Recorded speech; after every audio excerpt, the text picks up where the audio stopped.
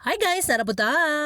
And sa tong video karon kay magluto ta og adobong baboy nga pinatuskig, pinakaging or pinacrispy, o di ba? So una na tong buhaton sa ato na hugasan ang atong karne as in hugasan og maayo.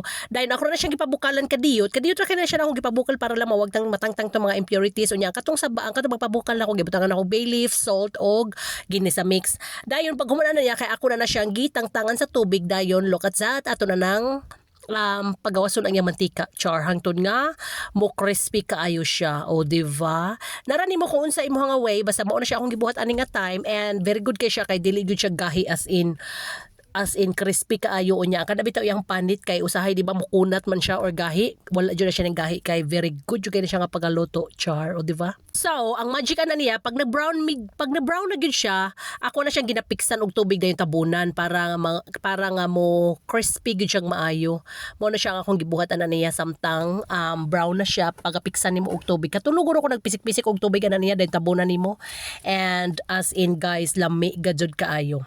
And look at that, kana ready na siya nato nga butangan og tubig or not butangan pero piksan siya og tubig ba. Gamay ra gud ang imong ibutang gud para lang gyud nga mo crispy delicious kaayo ang atoang adobong baboy. Or so tawag ninyo ani niya murag adobo man jud among tawagan niya nga pinaugal lang siya nga adobo. And look at that. As in, mo na siya ginapiksan na nako nga tubig dayon. Loto na yarn. As in, sakto gajud kaayo siya guys kay dili gajud siya gahi. Crispy gyud kaayo dili jud mo wag mahay aning adobo ha. Bahala na ng high blood pa more. Pero gamay ra man kay ni siya uy. Dabangan pa gyud na mo kaon sa tulomi kabuk na ngaon ani. So wala ra katayog sa ato ang blood pressure O diba, tilawan na nato, crispy kaayo ni. Kain na yarn, paminawan ninyo. We move forward in the path to peace, stability, and security.